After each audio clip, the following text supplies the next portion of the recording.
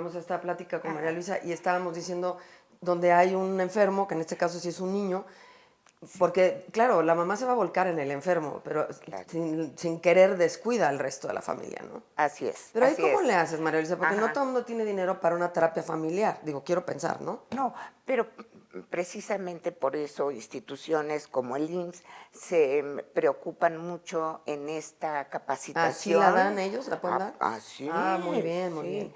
Se preocupan mucho por Ya. capacitar, ¿no? A los médicos familiares para que den este tipo de orientación, ¿no? Entonces, si el médico, por ejemplo, les dice, oigan, ante este chico que se acaba de diagnosticar con una discapacidad mental, por ejemplo, va a haber movimientos en la familia, ¿no? Primero que nada, es importante que ustedes puedan hablar de cuál es su explicación de la enfermedad, ¿no? Porque el sentimiento de culpa no nada más es yo qué hice o dejé de hacer, sino qué hizo aquel. O sea, la culpa, yo les digo que es como una bomba, ¿no? Uno la puede tener y que se te explota a ti, pero una mamá en desesperación puede decir, no, esa culpa fue él, ¿no? Porque me hizo pasar muchos corajes cuando yo estaba esperando al niño, porque él no me ha atendido, porque él, ¿sí? O sea, la culpa es un elemento que hay que cuidar en una familia porque puede ser muy Otro factor. disruptivo. Otro factor Sí, sí.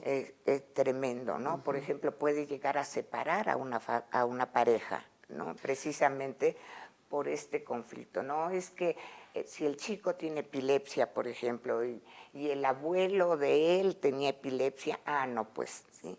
A lo mejor no se dice abiertamente, en la mayoría de los casos las mamás o los papás no se atreven a decirlo, pero flota en el ambiente, ¿no? Y es importante que se detecte porque sí puede ser un detonador de destrucción dentro de la familia. Del tejido. Terrible. Dime esto, por ejemplo, ¿habría que prepararse, María Luisa, en un momento, por ejemplo, cuando una persona está casada, tiene una pareja, llevas muchos años, vas envejeciendo juntos, ¿habría que prepararse para decir, eventualmente, o yo lo voy a cuidar a él o él me va a cuidar a mí? Bueno, ¿Habría que hacer eso? los estudios que se han llevado a cabo, varios de ellos en el instituto, es que si es ella la que se enferma, generalmente acude a su mamá, es decir, a la abuela o a una de las hermanas. Okay. Si es él el que se enferma, generalmente es la esposa la que se lo hace cuida. cargo, ¿no? Entonces, nuevamente Lo vemos este mismo. rol, Sí, sí. ¿no? de la mujer como cuidadora, ¿sí? Bueno, estaba comentando lo de la culpa, estaba comentando sobre que puede desarrollarse también estados depresivos o de estados ansiosos.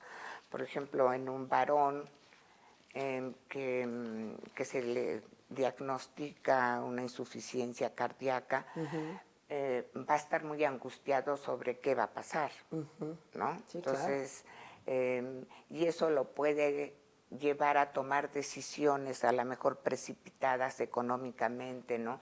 Voy a dejar de trabajar, por ejemplo, o al revés, ¿no? Voy a trabajar mucho más para dejarles a estas gentes un patrimonio, ¿no? Pero entonces lo ideal sería ponerlo arriba de la mesa, es decir, trabajarlo en conjunto y decir, esta es una realidad, esto está pasando, ¿cómo nos vamos a organizar? Así es.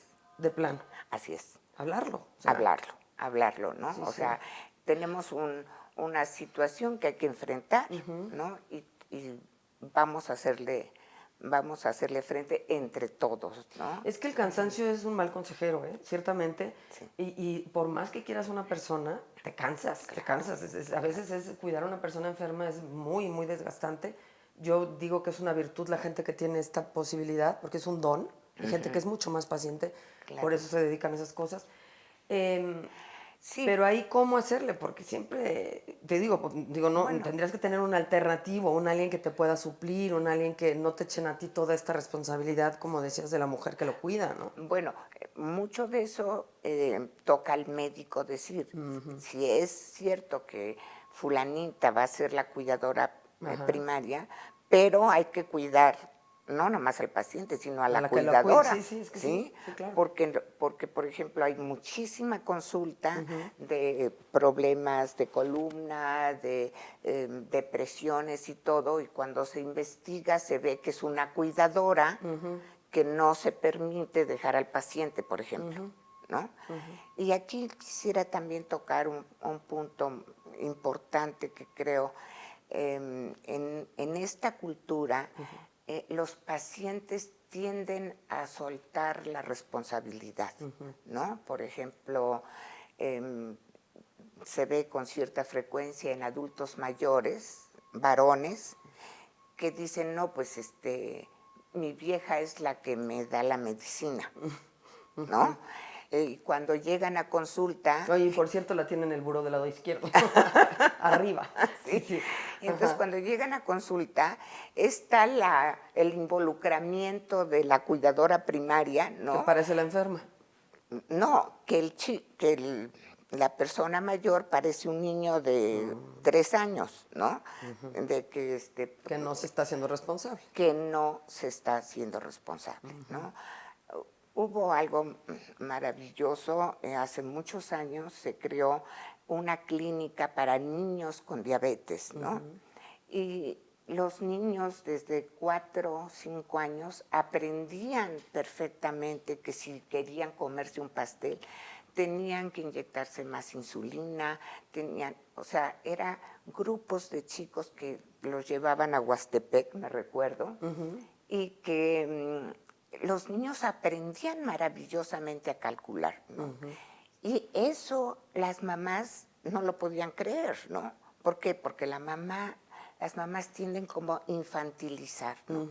Entonces tenemos adolescentes perfectamente normales, intelectualmente, que siempre van, oye mamá, ¿y qué me tomo? ¿Y cuánto me pongo? ¿No? O la mamá que anda constantemente detrás, no comas esto, tienes que tomarte tu medicina. Eso no es bueno para el paciente, no es bueno para la familia, ¿no? Entonces... Incluso en tu libro viene, porque ahí leía yo, que cuando un niñito, en este caso, está enfermo en una familia, no es de que, por ejemplo, ya no existan para las reglas de la casa, ¿no? O sea, tiene que tener las mismas reglas que tienen los hermanitos que están sanos. Así es. Digo, eso mismo lo va a hacer sentirse más normal, quiero pensar, ¿no? Claro. Sí, por eso es tan importante el manejo de la culpa, porque la culpa generalmente se traduce en una sobreprotección, ¿no? Dado que yo fumé cuando estaba esperando, dado que yo trabajé, porque las mamás tienen muchas formas de culparse, ¿no? Entonces me dedico a ser su esclava. Sí, no se trata de eso, sin duda. Entonces, no le hace bien para nada al niño, ¿no? No le hace bien a los hermanos y no le hace bien a la mamá. O sea que esa culpa se va realmente a ser un factor muy poco funcional en esa familia. ¿Tú recomendarías tanatología? En el sentido de las pérdidas, porque simplemente antes de que se muera la persona hay un proceso y es una pérdida. Ya per se es una pérdida.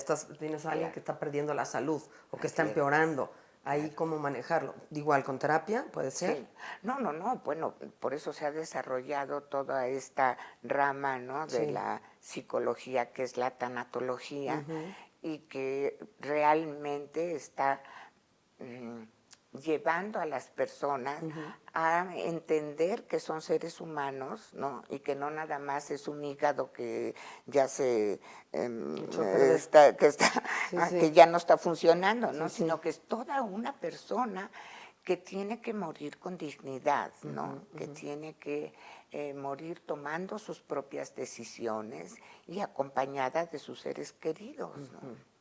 Ay, María Luisa, pues me quedo con muchas preguntas porque este tema es muy largo, pero hay muchas cosas más que podemos platicar y te voy a estar invitando. Claro que sí, muchas gracias. Y yo sé que a mucha gente le va a ser de utilidad y si quieren ustedes adquirir este libro, han estado viendo las redes sociales de Sencali, pero ¿dónde está Sencali? ¿Cómo? ¿En dónde es la dirección de Sencali? En Bajío 24, Colonia Roma. 24 en la Roma. Y ahí pueden conseguir este libro, que como decimos, va más enfocado a a los que cuidan, digo, a los doctores, ¿no? Más bien, médicos, ¿no? Enfermeras, yo qué sé, Sí.